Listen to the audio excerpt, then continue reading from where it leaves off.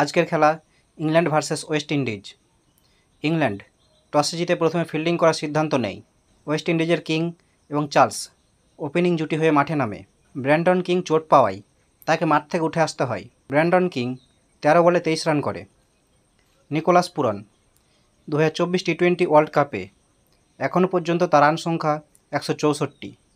দেখা যাক আজ তার দেশের জন্য কি করে। 11 ওভার 1 বলে 94 রান করে ওয়েস্ট ইন্ডিজ তাদের প্রথম উইকেট হারায়। জনসন চার্লস 33 বলে 38 রান করে তার মূল্যবান উইকেট হারায়।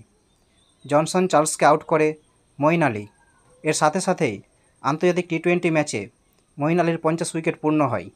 15 ওভারে 137 রান করে ওয়েস্ট ইন্ডিজ তাদের দ্বিতীয় উইকেট হারায়। রবম্যান পাওয়েলের মূল্যবান উইকেটটি তুলে নেয় লিভিংস্টোন। পাওয়েল 17 বলে 36 রান করে আউট হয়। 16 ওভারে 141 রানের বিনিময়ে ওয়েস্ট ইন্ডিজ তাদের তৃতীয় উইকেট হারায়। নিকোলাস পুরান 32 বলে 36 রান করে আউট হয়। নিকোলাস পুরানকে আউট করে জোফরা আর্চার। 16 ওভার 5 বলে 143 রান করে ওয়েস্ট ইন্ডিজ তাদের চতুর্থ উইকেট হারায়। রাসেল 2 বলে 1 রান করে আউট হয়। রাসেলকে আউট করে আদিল রশিদ। 20 ওভারে 180 রান করে ওয়েস্ট ইন্ডিজ তাদের খেলা শেষ করে। ব্র্যান্ডন কিং 13 বলে 23 রান। চার্লস 34 বলে 38 রান। নিকোলাস পুরন 32 বলে 36 রান। পাওয়েল 17 বলে 36 রান। রাসেল 2 বলে 1 রান। রাদারফোর্ড 15 বলে 18 রান। শেফার্ড 7 বলে 5 রান করে। ম্যাচ জিততে ইংল্যান্ডকে 20 ওভারে 181 রান করতে হবে।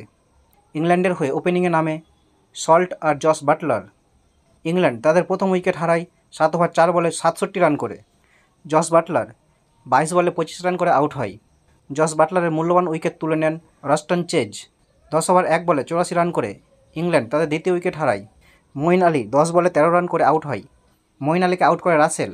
সল্ট 38 বলে হাফ সেঞ্চুরি করে ফেলে।